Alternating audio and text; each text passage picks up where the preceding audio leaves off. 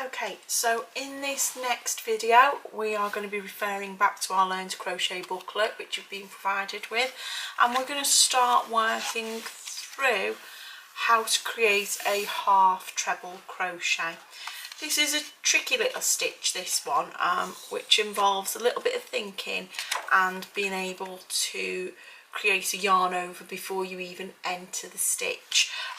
It is one that most people struggle with, but once you master it, it can give you lots of different effects, so it's definitely worth persevering with. So for this one, what I am going to do, again just like before, I have created a foundation chain of 20 stitches.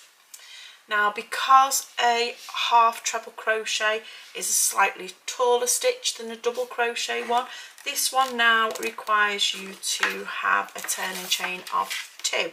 This can be seen on your quick reference guide.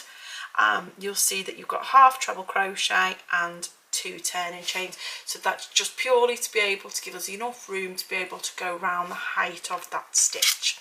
So I've got 20 stitches already. I'm going to do 2 more chains to create 22. Okay, so I'm going to ignore the stitch that is the loop, sorry, that is on my hook. I'm going to ignore the 2 turning chains. I'm going to yarn over before I even start putting into a stitch. So I'm going to be moving along to this 3rd stitch here. So turning chain 1, turning chain 2, and then I'm going to go into this first stitch. So I've yarned over into the stitch.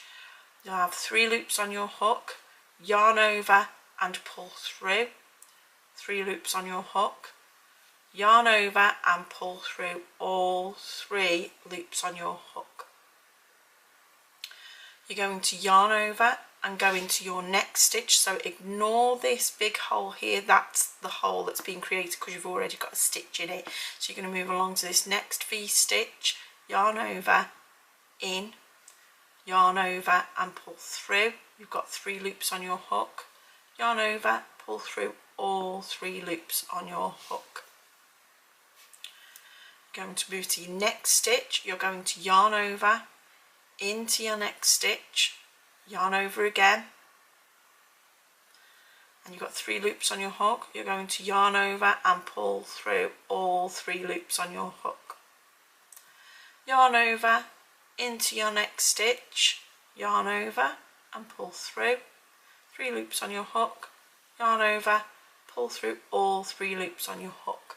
So what you need to be thinking of is this is a half treble crochet, treble meaning triple, so that's 3. So always remember that you're going to do 3 yarn overs for that treble. So yarn over before you go into the stitch, into the stitch, yarn over again and pull through, and then you've got 3 loops on your hook. You're going to yarn over again, that's your 3rd yarn over, pulling through all those 3 loops on your hook, and you'll see you are starting to create your half treble crochet stitches. If you work your way all the way to the end into stitch number 20 and then meet me back. You've now got to the end of your row, and if you count backwards you should have 20 stitches. You will notice one of them is just tucking around the edge. So just like before on the double crochet, we need to ensure that we add some turning chains, and because this is a half treble crochet, this is slightly taller than the double crochet, so instead of 1 turning chain we're going to create 2 turning chains.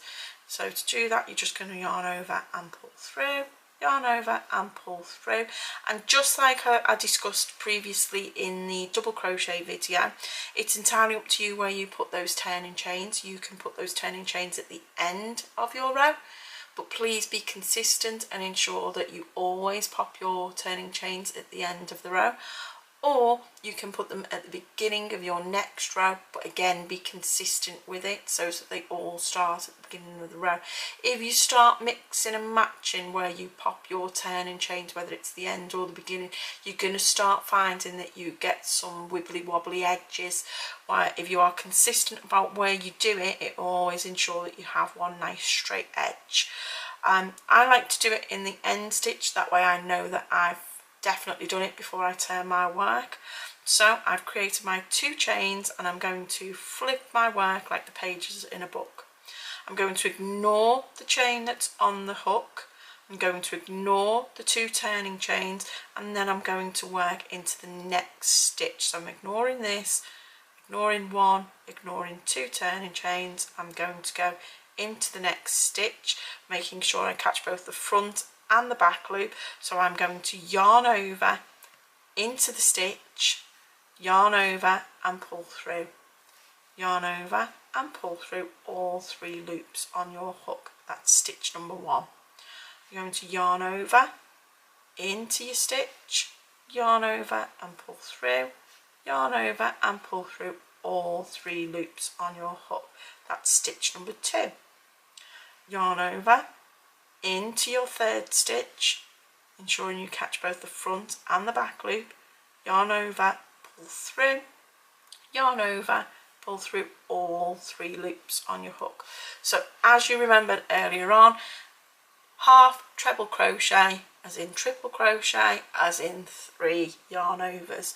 So yarn over 1, into your stitch, yarn over 2, pull through, yarn over number 3, into yarn over, into your stitch, yarn over, pull through, 1, 2, 3 loops on your hook, yarn over, pull through all 3 loops in your hook, and you're going to continue to work all the way along up to stitch number 19, and I'll show you how to address stitch number 20. I'm now at stitch number 19. I've taken my hook out and counted back to ensure that I've definitely got the right number of stitches. At stitch number 19, so I'm going to pop my crochet hook back in, and what you will see is stitch number 20 is actually quite difficult to see. It's quite a small stitch because it was actually the turning chain from the previous row. So what I'm going to do is I'm going to pop my crochet hook into it. I'm going to fold my work over firstly to be able to find that stitch, and you will see just there that V-stitch. So I'm going to pop my crochet hook into that V-stitch, catching the front loop and then working into it to then catch my back loop using my nails to be able to do that, or alternatively use the hook on your crochet hook to be able to do that. I've got a front loop and a back loop, so that is where I'm going to start working my stitch. If I give that a little bit of a tug just to make it a little bit bigger, I'm going to remove my hook now. I'm going to yarn over into those stitches, which are now much easier to get into because I've given them that little bit of a tug. Yarn over, pull through 3 loops on your hook, yarn over, pull through all 3 loops on your hook. You're going to chain 2 for your next row, flip your work, you're going to ignore the loop on the hook, ignore your 2 turning chains, yarn over into the stitch, ensuring you catch both the front and back loop, yarn over, pull through, 1, 2, 3 loops on your hook, yarn over, pull through all 3 loops on your hook, and you're going to continue to work that all the way through your work until you get to the end. So that is your half treble crochet. Let me know if you've enjoyed that stitch. Let me know if you've struggled with that stitch. I'd love to see pictures of your work to see how you're getting on with it. Don't forget, if you want to mix this up a little bit, you can continue to do half treble crochets, but instead of doing it through both the front loop and the back loop, you could always try mixing it up by just doing the back loop only and see what texture that gives you. Don't forget to tag me in your pictures until the next video, where we will be looking at the treble crochet. Thanks for joining me.